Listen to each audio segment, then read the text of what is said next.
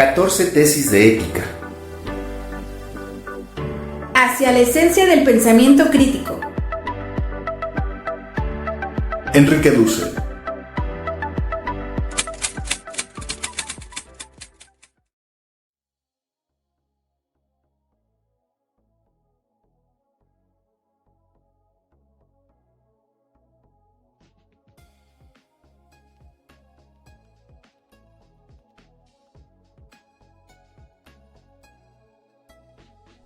Tesis 13.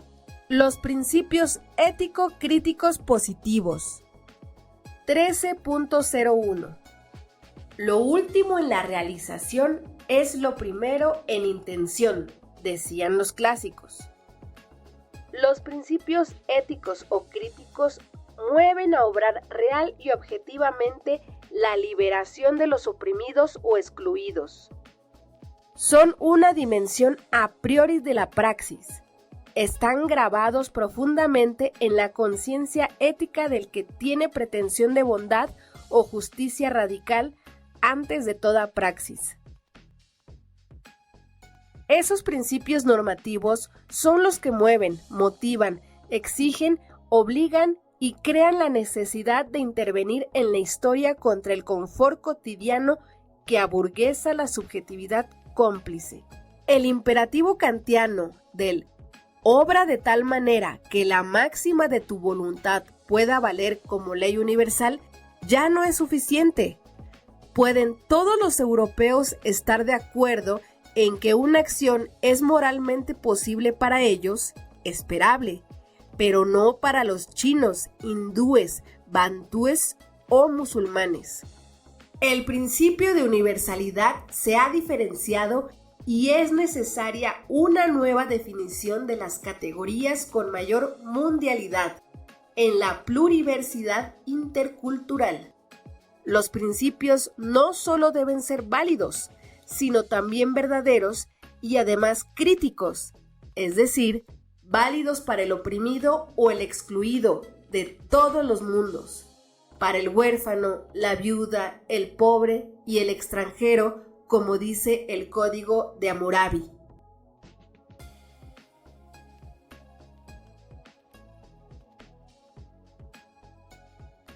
(13.02) En efecto, es la conciencia ética del militante, del Mesías, diría Walter Benjamin, lo que le carcome, le exige, le rememora, le acusa, le impide quedarse de brazos cruzados ante el sufrimiento del otro, la otra.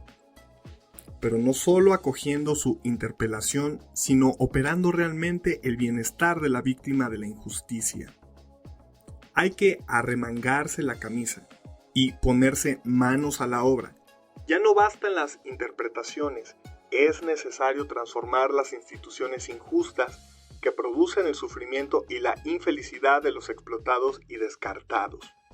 Hay que poner en acción una voluntad creadora del reino de la libertad, aunque no sea perfecto, según lo dicho por Schiller o Marx. Parecerían ser los mismos principios normativos que en el caso de la moral. Pero la gran diferencia consiste en que esos principios morales eran los que exigían realizar lo positivo, el mundo cotidiano.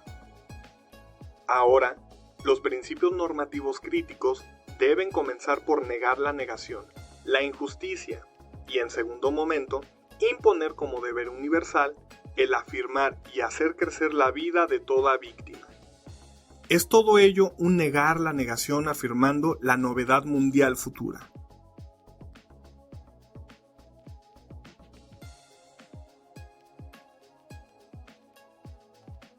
(13.03) En el intento de ser sistemático y demostrar la articulación de las categorías correspondientes, que es uno de los fines de estas 14 tesis, me remitiré a la exposición de cada principio ético-crítico negativo nuevamente, para que se entienda mejor este tercer momento normativo positivo y creador.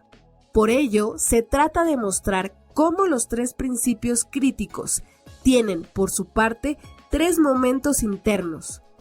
1. El momento del juicio práctico como crítica negativa de la injusticia del sistema moral, que es teórico y cumple con la indicación de que los filósofos se han ocupado solo de interpretar el mundo, escribía Marx al comienzo de su reflexión. 2. El momento de constructivo o destructivo del orden moral caduco, que es una transformación negativa. De lo que se trata es de transformarlo. Este es el primer paso de la transformación, pero falta el principal. 3.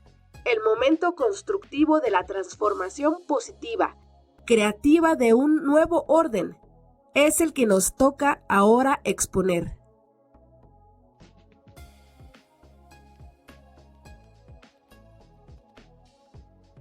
(13.04) Esos tres momentos son imperativos, distintos diacrónicamente y frecuentemente son cumplidos por actores diferentes.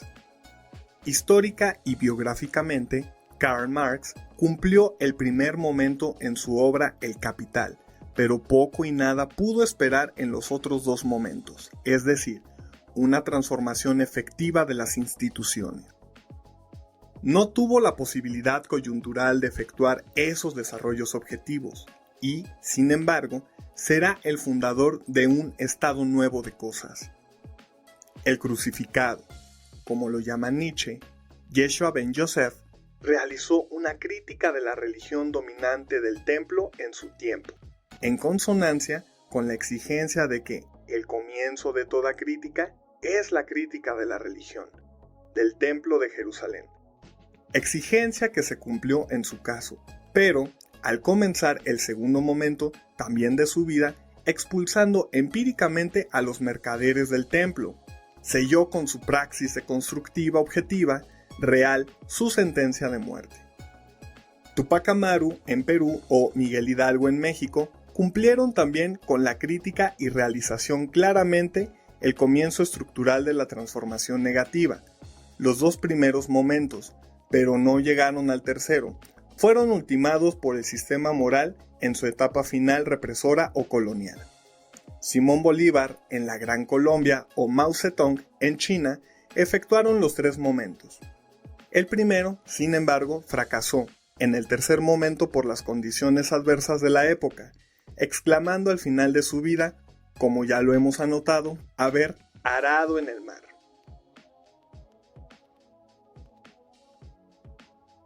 (13.1) Los principios críticos creadores. 13.11 Estos son los principios propiamente éticos de liberación, cuando la exigencia se concreta en el deber u obligación de realizar, de construir, de crear, de dar existencia empírica a las instituciones del nuevo orden más justo. La praxis de liberación en el momento positivo es creadora de lo nuevo y este es el contenido último de los principios normativos que nos toca exponer. Dicha exigencia no manda el cumplimiento de un proyecto a priori, como habíamos pensado durante muchos años, sino que el proyecto transontológico o alternativo se va realizando sobre la marcha, teniendo, sin embargo, a los principios éticos como la luz que ilumina las mejores mediaciones que se presentan.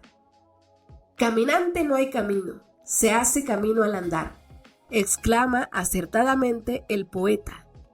El enunciado de los principios, como nos es habitual, deberá considerar las exigencias materiales o de contenido, las formales o del sistema de legitimación y las obligaciones que se presentan para asegurar su factibilidad.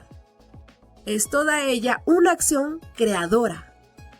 La creación, en el origen, creó, enuncia la metafísica hebrea, racionalidad alternativa tan racional como la griega, pero más compleja, ya que desarrollada desde la razón práctica, que es más originaria que la mera razón teórica, como indica Rosenzweig. Es un acto sin antecedente, no modifica meramente lo anterior, sino que pone en la existencia desde la voluntad creadora voluntad libre o incondicionada que, por ser incondicionada, obra como la nada con respecto a su creación, el nuevo orden que inevitablemente llegará a ser en el futuro un sistema moral vigente y tendrá su decadencia respectiva entrópica.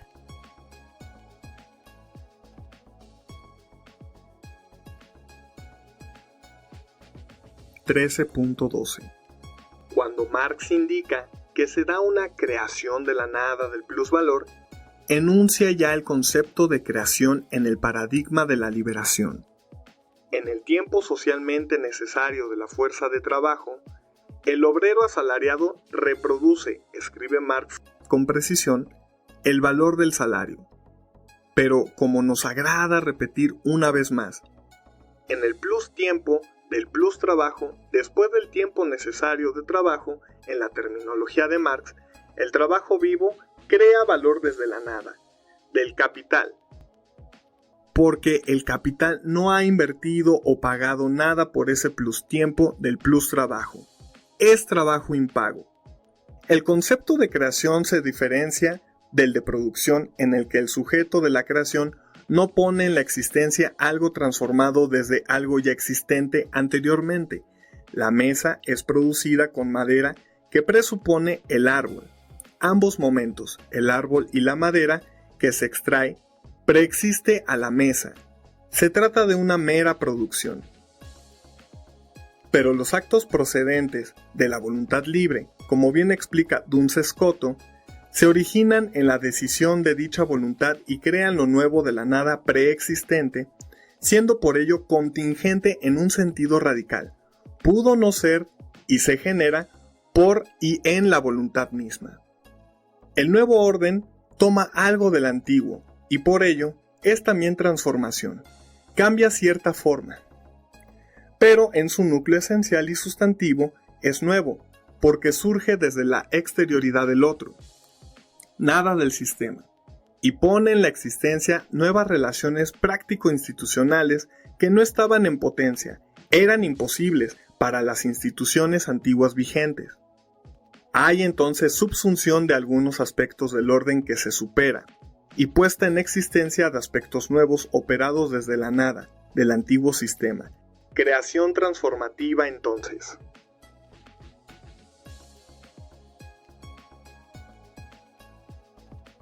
(13.13) Ya hemos expuesto los momentos negativos de los principios éticos críticos. Resumiendo, se trata de enunciados que podríamos explicitar aproximadamente de la siguiente manera, así como Kant define sus imperativos, pero ahora expresados en plural, ya que el singular es siempre miembro de una comunidad. No es un mero debo, sino un debemos.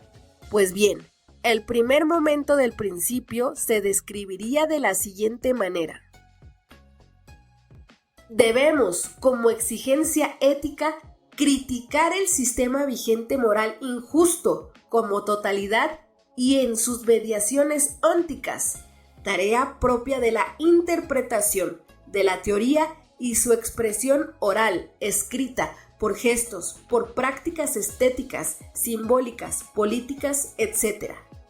Es el momento crítico, teórico y práctico anterior, pero necesario a la praxis.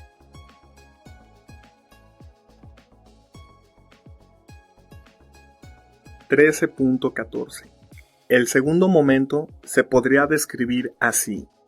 Debemos, por una práctica empírica o praxis de liberación real, objetiva, de construir, destruir aquellos aspectos que son la causa del sufrimiento o del inacabamiento de sus vidas, de los reprimidos o excluidos del sistema vigente, sus víctimas.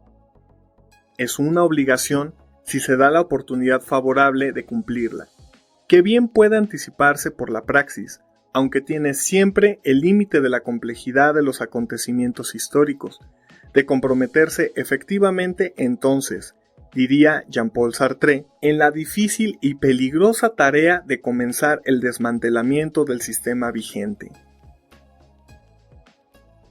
Son necesarias capacidades, virtudes, prácticas no comunes y que no son frecuentes entre los filósofos, más dados a la meditación que a la acción. Por ello, la propuesta de Marx es éticamente correcta y prácticamente excepcional cuando dice de que lo que se trata es de transformarlo.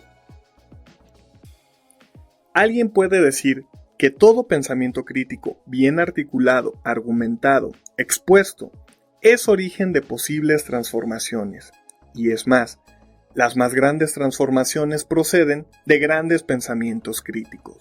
De manera que no habría que negar el valor, ni mucho menos, de un pensamiento crítico bien enunciado, fundamentado. Pero la lógica de la liberación exige pensar la deconstrucción de lo reprimido del sistema vigente, que bien podría ser tarea de un filósofo o de un político. Sin embargo, una ética filosófica normativa intenta, en primer lugar, llevar a cabo este momento negativo, ya expuesto en tesis anteriores.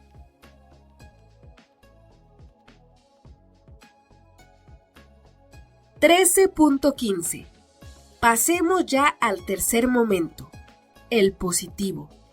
Es la praxis de liberación como actualidad creadora. Es un nuevo momento de la hiperpotencia del hiperesclavo del que habla Giorgio Agamben inspirándose en Pablo de Tarso. El que acumulando fuerza en el sufrimiento y la debilidad emprende la edificación del nuevo orden más allá del Jordán, para usar la simbología semita.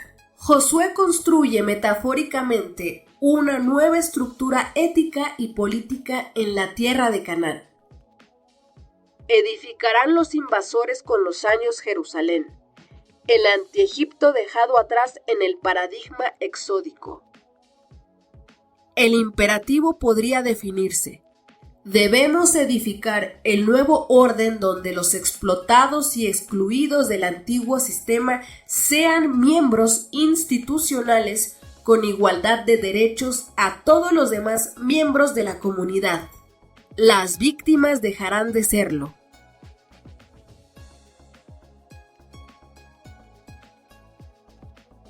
(13.16) Esta creación es el avance de la historia humana, que lentamente, con avances y retrocesos, va marcando el nuevo camino.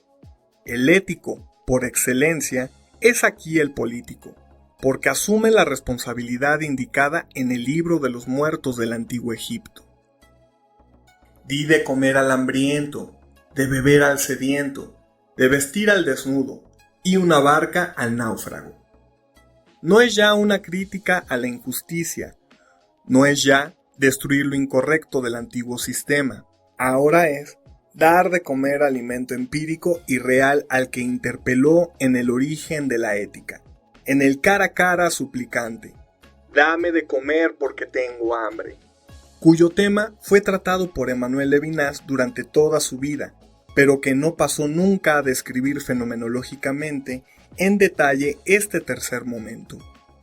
La ética no concluyó su proceso, y es esto lo que Marx exige, aunque él mismo no pudo cumplirlo en el limitado tiempo de su vida en el siglo XIX.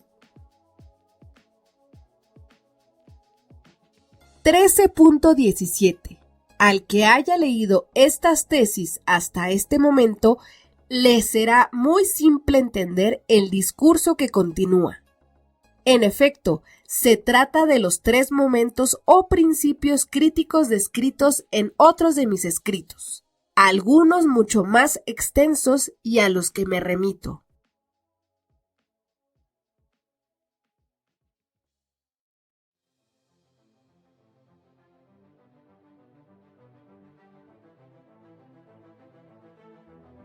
(13.2) El principio material crítico positivo creativo. 13.21 Para dar de comer al hambriento, es necesario antes producir el alimento. Pero no hay que dar de comer solo una vez como al limosnero, sino permitirle que pueda comer todos los días de su vida. No se trata solo de dar una limosna, darle un pescado, sino enseñarle a pescar, para que se alimente siempre, como diría Mao Zedong. Es decir, hay que cambiar las estructuras o instituciones agrícolas desde donde, gracias a una política de autodeterminación en la organización de la producción del campo, el pueblo pueda comer sistémicamente. Eso comienza por una transformación de la estructura misma del Estado y del sistema económico capitalista. Como se supone, la ética no termina en una transformación subjetiva de la recepción pasiva de la interpelación, aunque conmueva hasta su esencia de dicha subjetividad al asumir la responsabilidad ante el hambre del hambriento, que como el gatillar anuncia el disparo del arma, sino que culmina en la transformación objetiva gracias a la cual puede brindar cotidianamente el alimento que el viviente hambriento, y el hambriento por ser viviente, necesita para sobrevivir. Es el aspecto material crítico de la ética. 13.22. Estamos ya inmersos no en una lucha por el reconocimiento, ni en el solo asumir la responsabilidad por el otro, ni en la mera aventura del cambio radical revolucionario que nos permite superar un aburrido repetir lo mismo tradicional del sistema dejado atrás, tan atractivo para muchos, aunque penoso para los verdaderos revolucionarios como Lenin o el Che Guevara. Ahora se trata del largo trayecto ambiguo de la transición por el desierto. Nada está escrito de antemano, durante el cual no solo la valentía es necesaria, sino sobre todo la prudencia, el realismo crítico, ni extrema izquierda ni derecha, que va creando el camino inexistente en el caminar mismo. No es ya la interpretación ética del hambre del otro como principio motor de una efectiva transformación de la realidad, como exige correctamente la ética de Marx implícita en su obra cumbre El Capital. Es la hora de la praxis de la liberación en su acto final, en su ápice, en la esencia de su ejercicio. Crear lo nuevo que el otro, la otra, el pobre, el oprimido, la oprimida, exige en el orden como suplicante con la mano extendida, vacía y ensangrentada por un arduo trabajo no remunerado. Es también y finalmente transformación. La ética, como capítulo primero de toda filosofía, es normativa, no solo descriptiva como la moral analítica, y por ello debe ser reflexión teórica originaria desde el horizonte último de la creación de un nuevo orden. Imaginémonos, por último, para variar, una asociación de seres humanos libres que trabajan con instrumentos comunitarios, escribe Marx en el primer capítulo de El Capital. 13.23. Se trata del nivel material de las mediaciones que permiten afirmar y hacer crecer cualitativamente la vida de las víctimas del sistema permitido. Es el contenido crítico de la ética y de la praxis de liberación. Como hemos repetido en numerosas obras, este principio se encuentra explícito en la ética implícita de la racionalidad mítica, tanto semita como egipcia, en este aspecto de origen bantú. Di de comer al hambriento, de beber al sediento, de vestir al desnudo, y una barca al peregrino. No son mandatos folclóricos, sino que son, hasta este siglo XXI, y originados en la tradición ética desde las primeras dinastías egipcias, 30 siglos antes de la era común, hace por lo tanto cerca de 5.000 años. Exigencias ético-materiales que citan igualmente al formar parte de una tradición crítica milenaria. El sabio semita Isaías, en su capítulo 58, el fundador del cristianismo, en Mateo 25, Federico Engels, en el prólogo a la Sagrada Familia, y el mismo Marx, cuando habla de las necesidades básicas del ser humano. Todas estas obligaciones éticas se basan en la vida: comer, beber, vestirse, tener una casa, ya que, ausente en la lista egipcia, se hace presente esta necesidad de habitar en los últimos 4 nombrados. No innovamos entonces en ética. Seguimos una tradición milenaria de pobres que criticaron al sistema faraónico egipcio, al helénico, al romano como Espartaco, al bizantino y al islámico, y a los imperios posteriores europeos. Tiene dicho principio crítico material larga experiencia de desnudar fetichismos, sacralizaciones que justifican la opresión de las víctimas. Hoy son los obreros del capitalismo, las colonias de las metrópolis europeas modernas, las mujeres en los sistemas machistas, etc.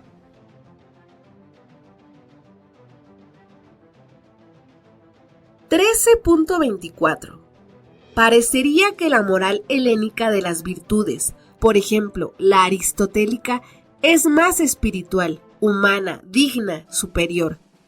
Eso de comer, beber, vestir, parece poco filosófico, poco ético, poco humanístico, burdo, propio de las masas incultas, de los esclavos y de los siervos. Sin embargo, lo que nos está indicando es que lo sagrado por excelencia, la fuente de toda justificación de lo ético, es la vida humana, misterio no develado todavía incluso para la ciencia y punto de partida de toda acción o praxis como presupuesto absoluto y universal y consecuencia de todos los actos e instituciones humanas. Su lógica se describe metafórica y racionalmente en el mito adámico. Los padres de los 43 normalistas de Ayotzinapa en Guerrero exclaman: «Hemos perdido todo, aún el miedo». 13.24 Por ello, el principio material crítico positivo podría describirse así. Debemos afirmar y obrar el crecimiento de la vida de las víctimas, de los oprimidos o de los excluidos, de los negados, de los ignorados de todos los sistemas ontológicos morales vigentes, sean de nuestra propia comunidad o por último de toda la humanidad. La cuestión estriba en describir lo que signifique afirmar y sobre todo obrar el crecimiento, pero además en primer término de las víctimas, no de los victimarios. Y es en esta última indicación donde el principio ético se distingue del moral. El moral afirma la vida de los miembros del sistema, ambiguamente. La ética, como crítica, afirma y se ocupa de hacer crecer a las víctimas, a los no miembros plenos del sistema, a los que sufren y que sin embargo lo construyen diariamente con sus manos y con la objetivación de su vida en obras que no solo se las roban, sino con las cuales los dominan. Hechas con las manos de los seres humanos oprimidos, se transforman en dioses, fetiches que exigen la vida de sus propios creadores, los oprimidos inmolados no a los dioses aztecas, sino por millones al dios capital, moderno, ilustrado y liberal. Como los esclavos que fraguaban con sus manos sus propias cadenas en Haití, mientras la Ilustración y la Revolución Francesa proclamaban los derechos universales del hombre, claro que los afros esclavos del Caribe o del sur de las colonias anglosajonas de América del Norte no tenían esos derechos, porque no eran humanos y tampoco se los consideraba ciudadanos incluidos en la Constitución norteamericana, porque no eran sujetos humanos libres, dignos de estar presentes en Filadelfia. 13.25 La exigencia última material de la ética es la vida humana de los oprimidos. Es la única fuente universal y el principio primero de racionalidad. En el capitalismo, la racionalidad se mide por la capacidad que un juicio, una teoría o una acción o institución tengan de aumentar la tasa de ganancia en la competencia del mercado. En la ética de la liberación, por el contrario, la medida es la afirmación y crecimiento de la vida de las víctimas. La afirmación de la vida de los oprimidos y excluidos como negación de la victimación, es por donde, a través de una estrecha rendija, se escapa la historia futura, de abajo hacia adelante, como diría Walter Benjamin, siguiendo los pasos del Mesías, de los que se arriesgan a crear un mundo nuevo con los esclavos como iguales y para todos. Para todos todo, para nosotros nada. Tal es la exigencia ética del Ejército Zapatista de Liberación. Solo la generosidad universal de los pueblos originarios puede proclamar tan bello y exacto principio ético crítico.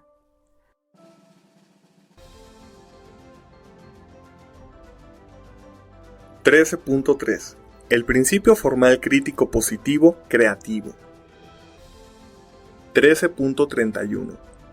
El principio formal o la nueva manera como se decide la afirmación y crecimiento de la vida de la víctima para liberarla es quizá el tema más original de la ética de la liberación y supone el pensamiento de Karl Otto Appel y Jürgen Habermas, que son subsumidos y llevados a nuevas conclusiones inesperadas.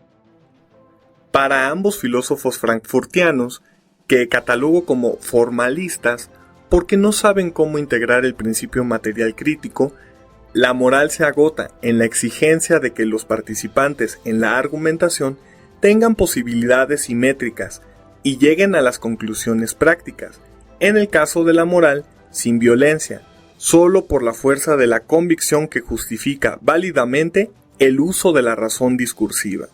Dicho consenso o acuerdo se impone a la comunidad de comunicación como lo aceptado por todos. La aceptabilidad o validez permite la existencia de dicha comunidad y en política se llama legitimidad, que institucionalmente recibe la denominación de democracia. Pero estas conclusiones no son el punto final de la cuestión, son el punto de partida de la ética de la liberación en su momento crítico.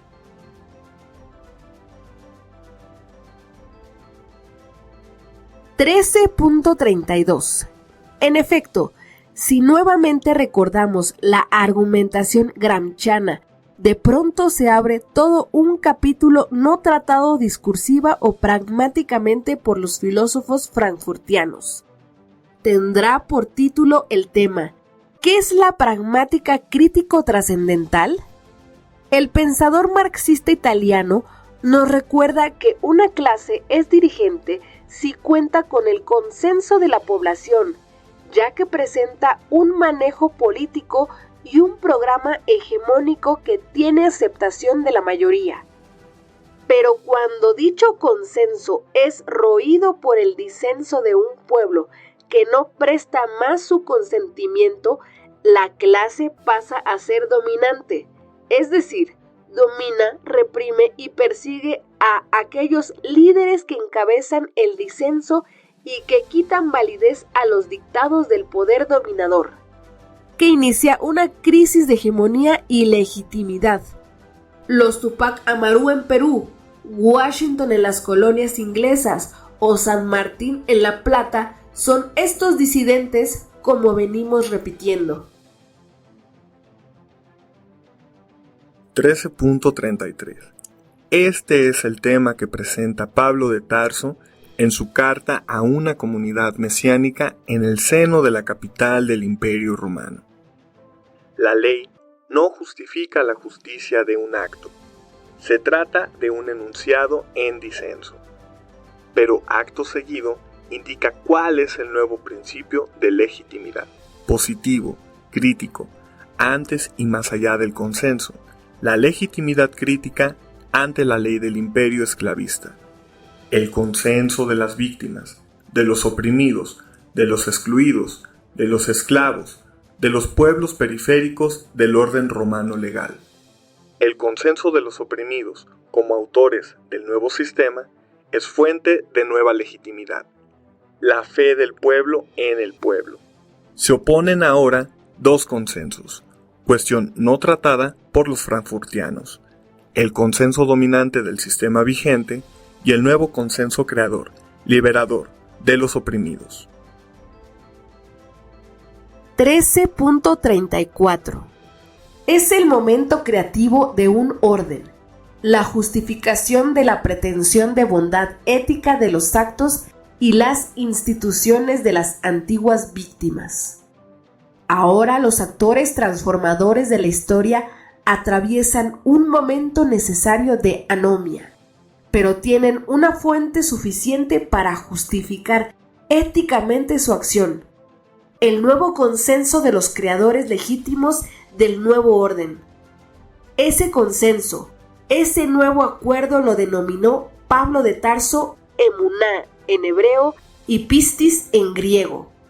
Podríamos hoy traducirlo como la certeza práctica o convicción ética de la comunidad discursiva de los oprimidos o excluidos de poder ser actores de una profunda transformación en un imperio esclavista, dominador de su periferia y de masas de pobres urbanos y campesinos que prestaban ahora oídos a un mensaje como este.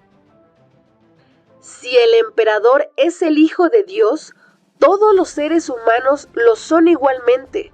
Los pobres, los esclavos, son los elegidos por la historia, porque son libres en tanto son críticos ante la ley romana que justifica la esclavitud. La ley debe ser negada por injusta, inválida, ilegítima. El nuevo consenso libera de la esclavitud de la ley y descubre una nueva fuente de justicia, la participación simétrica de los afectados víctimas que critican éticamente el antiguo consenso que se irá derrumbando a medida que el consenso de los oprimidos vaya ganando inteligencias y voluntades para la nueva causa. Fue así como los mesiánicos, utilizando la categoría de Walter Benjamin, arrasaron con el imperio romano esclavista en 4 siglos. 13.35. Podemos entonces entender ahora el siguiente enunciado del principio. Debemos participar comunitaria y simétricamente, de manera racional, no por violencia, en la discusión de la comunidad de las víctimas u oprimidos excluidos del antiguo sistema, el que va dejando de ser vigente, y por lo tanto, el nuevo consenso crítico se levanta contra el consenso superado de los dominadores del pasado, para de esta forma o manera decidir la creación de todas las instituciones necesarias en el nuevo orden ético más justo.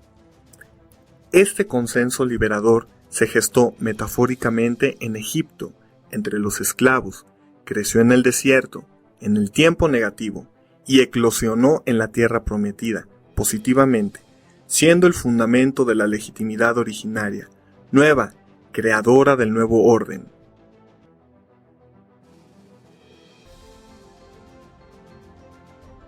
(13.36) Sobre la nueva legitimidad debe edificarse, institucionalizarse, un nuevo orden jurídico, una constitución, un cuerpo de leyes, el poder legislativo y judicial, un Estado de Derecho nuevo. Todo pende de la nueva legitimidad fundada en el nuevo consenso de las antiguas víctimas y ahora liberadoras.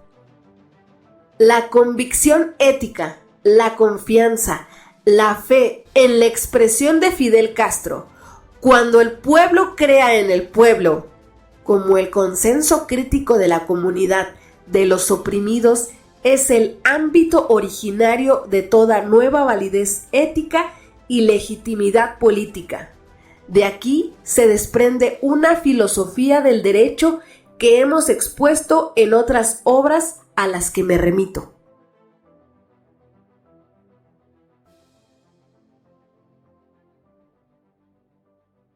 (13.4) El principio de factibilidad creativo.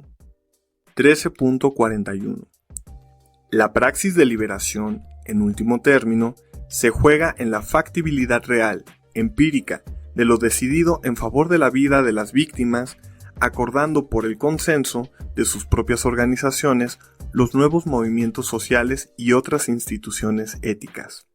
Y por ello, el principio ético de factibilidad obliga a llevar a cabo eficazmente lo decidido por los otros dos principios. Ha de saberse desde un comienzo que la perfección de la praxis y sus objetivos reales es imposible. Un cierto principio de imposibilidad nos recuerda el límite de la factibilidad positiva, creativa. Nos indica un postulado necesario para la acción. Tiene como horizonte aquello que no puede pensarse coherentemente, pero que puede ser imposible de ser realizado empíricamente. Son postulados de la razón práctica e instrumental. Toda praxis o institución perfecta son imposibles, pero bajo su luz y en su dirección hay que efectuar las operaciones empíricamente posibles. Es importante intentar lo mejor sabiendo que es factible, imperfecto, superable en el futuro y que, por otra parte, en el acto creativo habrá errores inevitables que se deberán corregir.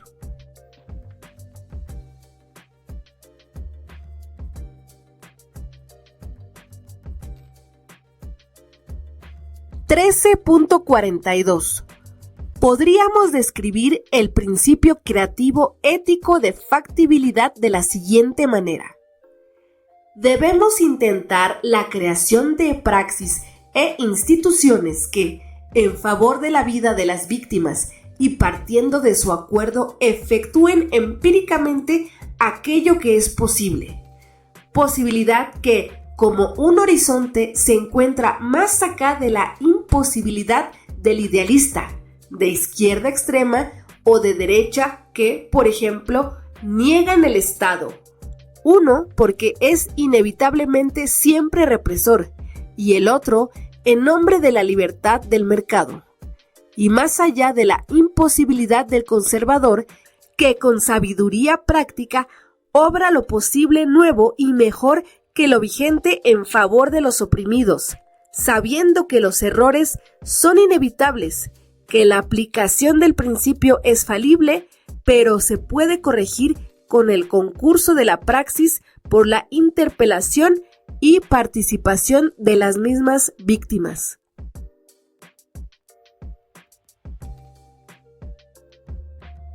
(13.43) La claridad de la crítica negativa debe dejar lugar a la relativa incertidumbre del tiempo de la construcción de lo nuevo.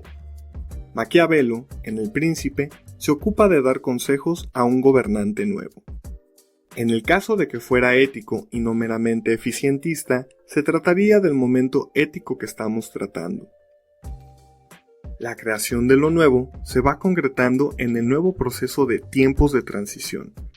¿Qué podemos entender por Estado, como la macroinstitución política, entre otras, en momentos en que su forma social está en duda, en un proceso de incertidumbre, o si se prefiere, en momentos en que se construye una estructura estatal? Esta es exactamente la cuestión. Tiempos de transición hacia la creación de nuevas estructuras en la incertidumbre, que como hemos repetido, no se debe a la poca racionalidad del tema, sino a la mucha complejidad de lo que debe resolverse, la situación concreta práctica de una comunidad de millones de seres humanos. El discurso matemático es cierto, no por su mayor racionalidad, sino por ser abstracto, simple, objetivable. El discurso ético es incierto, pero tiene sus parámetros, sus principios, mucho más complejos y concretos que los meramente cuánticos. Por ello, García Linera, que no puede dejar de tener oponentes porque sus decisiones son falibles, habla con razón de contradicciones inevitables, pero creativas en los campos prácticos.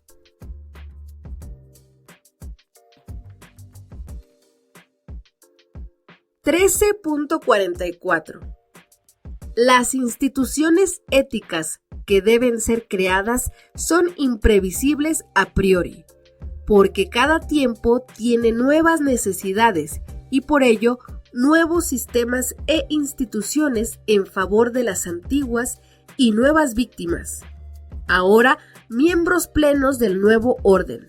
Pero todas ellas, como hemos descrito en otras obras recientes, son de tres tipos: materiales o directamente ligadas a la afirmación y crecimiento de la vida, formales o sistemas de legitimación que garantizan la cohesión de la comunidad en su nueva etapa, ya que el consenso mayoritario guía los pasos de los representantes fiscalizados por la participación, y de factibilidad, que permiten la realización empírica de los otros dos tipos de instituciones. El Estado es la macroinstitución normativa que subsume los principios éticos y lo realiza gracias a la intervención de la razón instrumental, cumpliendo las numerosas necesidades o exigencias en todos los niveles de la comunidad. Por ello, Hegel lo sacralizaba y le daba el rango de la efectuación suprema de la razón, la sustancia ética por excelencia.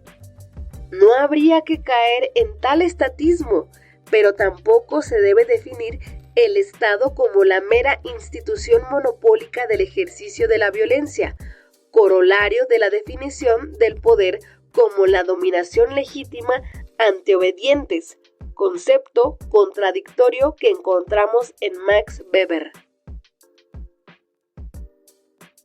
13.45. Este es el momento propiamente dicho de la ética de la liberación en cuanto liberación, cuando se hace realidad la pretensión de bondad ética de manera comunitaria, cuando cobra forma empírica e histórica el nuevo orden tantas veces soñado por las víctimas, los oprimidos, los excluidos.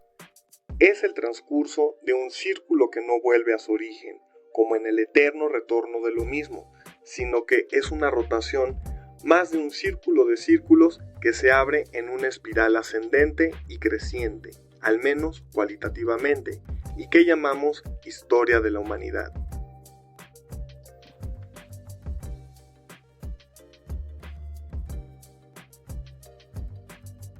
(13.46) No es lo mismo la incertidumbre inevitable de toda praxis o institución creativa y liberadora que la corrupción de los elegidos para crear lo nuevo. Este fetichismo, la burocratización de la izquierda y cualquier burocratización es el mal supremo, ya que el representante usurpa la soberanía del otro, la otra, del pueblo. No argumenta ya para alcanzar el consenso comunitario, sino que se rodea de cómplices que corrompe como primera medida para después esperar colaboración en su tarea egoísta destructiva. Se sirve del pueblo en lugar de servirle.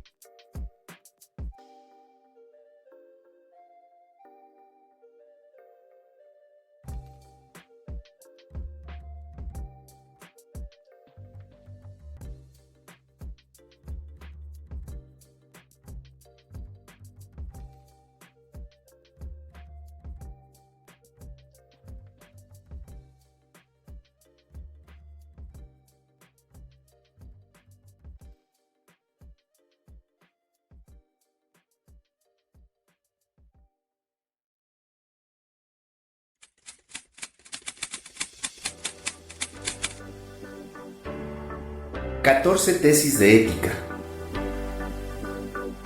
Hacia la esencia del pensamiento crítico. Enrique Dussel.